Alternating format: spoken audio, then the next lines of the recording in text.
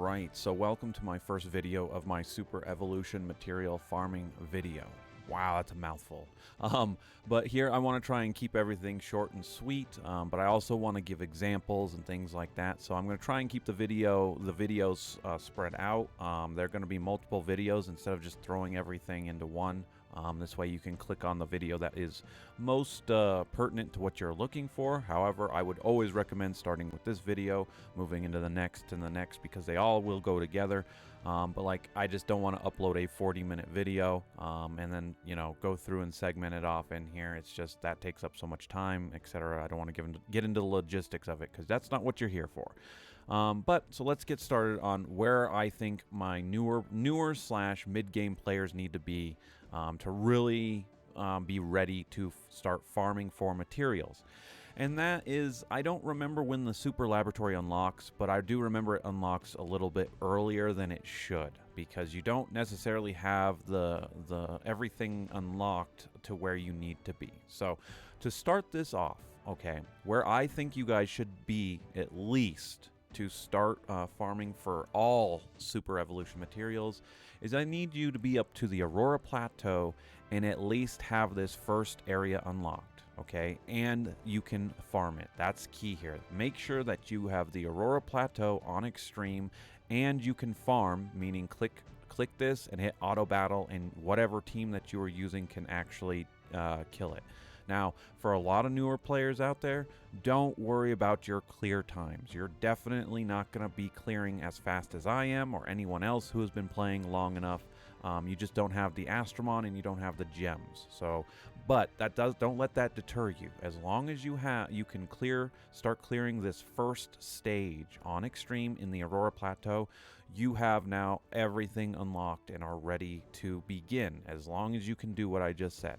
Okay, and that's just that's the assumption again, that everything that you have done, you have cleared Extreme all the way up to this point.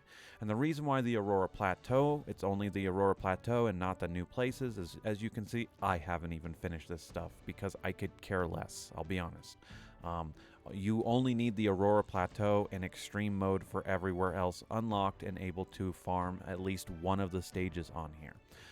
With that said, as you go on with your account, as you play Monster Super League, you get better Astromon, better gems. You will eventually want to work your way down, finishing the story, getting the quests done, as well as unlocking the gold bonus stage and the EXP bonus stage. Because the benefits of farming Extreme, let's cover those really quickly. First of all, more gold. Second of all, more experience.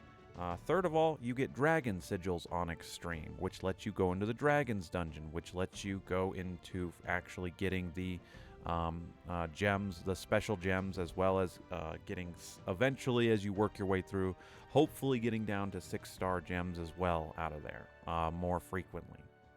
That's the hope anyway. So there are just so many more benefits to farming on Extreme. Okay, so eventually you'll want to at least have the EXP bonus stage and the gold bonus stage going, because if you are curious why I have 191 million gold, it's because I farm Super Evolution materials and I've done it for 4 years, and so running on this gold bonus stage does add up over time. Okay, that's not saying that this is all you will do. Again, you might want to run EXP bonus stage to level up your Astromon quicker, etc, etc. However, for the sake of this video, all I care about is that you can farm one stage on every place. Doesn't matter where. Glacial Plains, the Slumbering City, Skyfalls, all the way back to the Phantom Forest. As long as there's one level you can farm with whatever team you have, you are ready to begin. Okay, so let's now cover how to know what you're going after, how to know where you're going in here. So we'll kind of break down the materials in the Super Laboratory and how, and again, the best strategy to kind of go through it. But again, this is not rocket science. This system works amazing. I love how this system is built up in here. They did a good job with this, because other games would try to really waste your time. This one wastes your time, but in a good way, I feel. Okay, so let's talk about the Dark Superstone though. This is what I've been going after. I've talked about this in the daily, so I'm going to start here because it's a great example of what I just said. So The light and the dark superstones are special as they have 3 mid-grade types that you need to get. That means you're going to be farming nothing but extreme, as I said. These only can drop on extreme, and this one has 2 spots again, but you will never be going don't bother with the terrestrial rift in the deserted battlefield. It's not worth your time out there. But so to make 30 of these stones, you need 1,500 of each of these. So we need to farm up that for all 3 of these. So once again, the game is very straightforward. It tells you where to farm it on here. But you also need these low-grade materials. And as you can see, the low-grade materials have all 3 difficulty levels that they can drop. However, like I said, we're just going to farm extreme. So that means extreme not only has a chance for the mid-grade, but also gives you the chance for the low-grade. Thus, you're farming 2 materials. You're getting two birds with 1 stone, as the saying goes. Now, this Dark Superstone here is a little bit unique, as the Star Sanctuary level is where you're going to get 2 of these materials. So you're going to be knocking out 2 different types here. However, if you click on the Mystic Flower, which is the low grade, you'll notice it says the Aurora Plateau. But as I've clicked on these mid grades, none of these say go to the Aurora Plateau. This is again what I like about this system. So as I just pointed out with Star Sanctuary, if you're farming Star Sanctuary, you always have a chance for your mid grade and your low grade. Well, just because you don't see it on this one doesn't mean it's not on one of these other stones, and spoiler alert, it is. You come over to your light superstone, the Gelid Bead comes out of the Aurora Plateau. So, if you farm extreme on Aurora Plateau, not only are you building your light superstone, you're also building the low-grade materials for your dark superstone. You will always be building for 2 materials while you're out there farming. Once again, that's why I like this system, and the same goes here for the dark superstone, since that's where we're at. We're on here, we have Skyfalls on extreme. That means one of these other superstones has the low-grade material, and here it is. Skyfalls right here on extreme gives you the Heaven's Dew for your water superstone. So you can see how that dynamic works here. So back and forth and how it goes. The last thing to talk about is these high grades. Now, you'll be wondering really quickly how I have so many of these built up, and this is very easy, and we're going to cover that right now. You are going to ignore this note except for the rare here, okay? So everything else on here, I'm going to be very blunt for you. Don't follow what it says here. It has a chance. It says can be obtained from the adventure areas on the last boss stage of Extreme. You're right, it can. However, I will tell you it is a waste of your time. It is a waste of your energy in the game, and also your energy in real life to even attempt this. It is not worth it to go through 4 waves of Astromon to go up to a boss, and I don't even care if you can one-shot the boss like I can.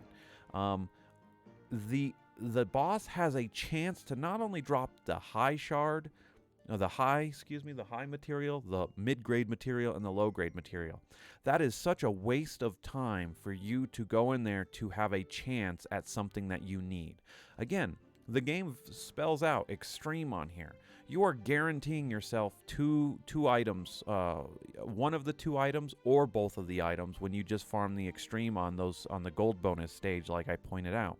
Here, it is a waste of time to have that boss go, you know what, have this low-grade material. No, don't waste your time. I have so many of these is because I do nothing but kill the rares. Yes, you can do that for the S-rares, but you never want to do that. You want to always be attempting to catch an S-rare Astromon. This goes back into how I how I am able to continuously play Monster Super League all day long, and that is because if I catch a S-rare Astromon, I get gems back when I come back to the ship for that. And again, I will cover that in the next video on here. But I will go out and show you my auto battle feature here, or my auto battle. And my auto capture, just to end this video off so you see what to do.